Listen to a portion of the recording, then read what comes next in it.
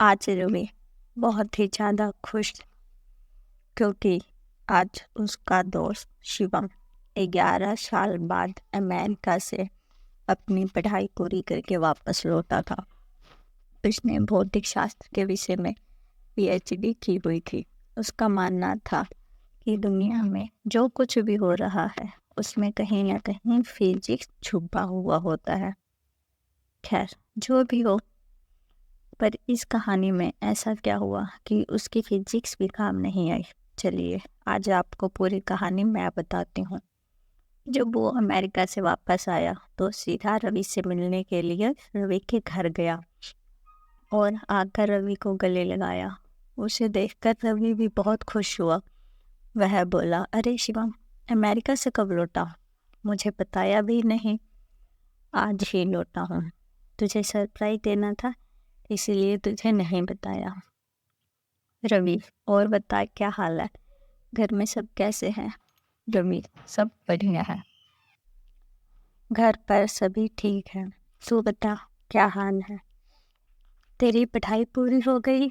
हाँ, मेरी तो पढ़ाई कंप्लीट हो गई और अब मैं हमेशा के लिए इंडिया वापस आ गया हूँ। अब हम दोनों मिलकर खूब मस्ती करेंगे। मैंने कहा, ठीक है ठीक है, पर आज तुम्हें मेरे घर पे खाना खाने के लिए आना पड़ेगा।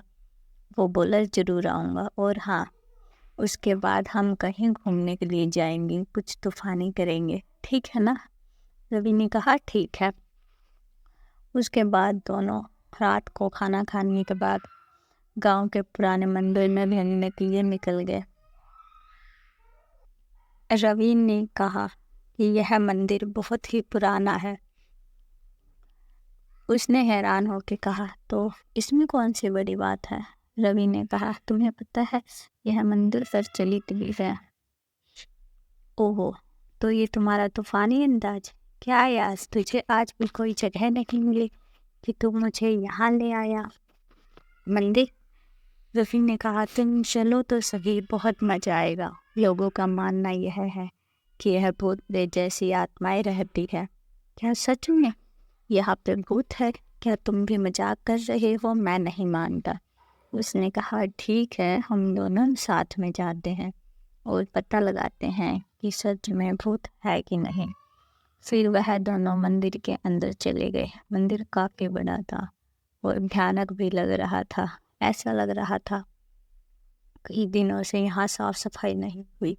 फिर दोनों मंदिर के पुजारी से बात करने लगे। पंडित जी, हमने सुना है यहाँ आसपास कोई भूत का निवास है, क्या यह बात सही है? यह सुनकर वह पुजारी हमको घूरने लगा। चलो जाओ यहाँ से, ये जगह तुम्हारे लिए नहीं है। रवि ने कहा, क्यों पंडित जी? पंडित जी, आओ मेरे साथ, मैं तुम्हें बताता हूँ। इतना कहकर वे हमें एक कमरे में ले गया। हम जैसे ही अंदर गए तो वो पुजारी ने बाहर से उस कमरे को लॉक कर दिया। यह देखकर मैं और मेरा दोस्त शिवम घबरा गए। वहाँ पे अंदर जाके देखा तो हमारे तो होश ही उड़ गए। वहाँ उस रूम के अंदर कई सारे कंकर और हार पिंजर पड़े थे। बहुत ज़्यादा गंदी बदबू भी आ रही थी। उतने में पीछे से दो बड़े और भयानक दिखने वाले आदमी आए। उन्हें देखकर ऐसा लग रहा था कि वो कोई साधारण इंसान नहीं बल्कि मांस और खून पीने वाले नरभक्षी हैं। यह सब देखकर हम दोनों ही डर गए। उन्होंने तो मान लिया कि अब वह दोनों जिंदा नहीं बचेंगे। फिर उन दोनों को कस के पकड़ा और एक कोने में गए। फिर वह दोनों बहुत चिल्लाए, बचाओ बचाओ, लेकिन कोई बचाने के लिए नहीं आया। इतने में पंडित जी एक बड़ी चमत्कारी तलवार लेकर दोनों के रूम में आ गए। फिर उन तीनों ने रूम में आग लगा के मंत्रोच्चार करना शुरू कर दिया। दोनों दोस्त यह देखकर डर के मारे और जोर जोर से चिल्लाने लगे। ठीक उसी समय किसी ने बाहर से उन दोनों के रूम का दरवाज़ा खटखटाया। दरवाजे की खटखटाहट सुनकर उन तीनों ने रूम की आग बुझा दी और दूसरे कमरे में चले गए।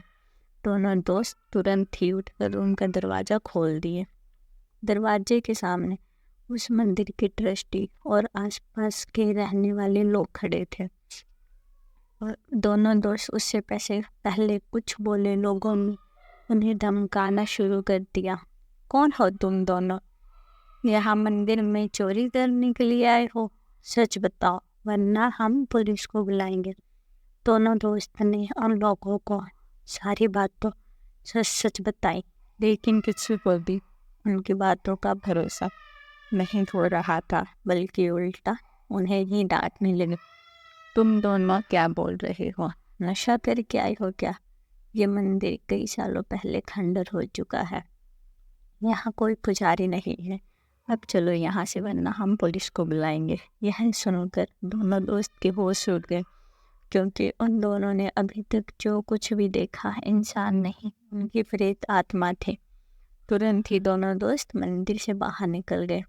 बाहर निकलते समय जब उन्होंने मंदिर की खिड़की से अंदर देखा तो तीनों वहीं पे मौजूद थे और उन दोनों दोस्त को देखकर हंस रहे थे। दोनों दोस्त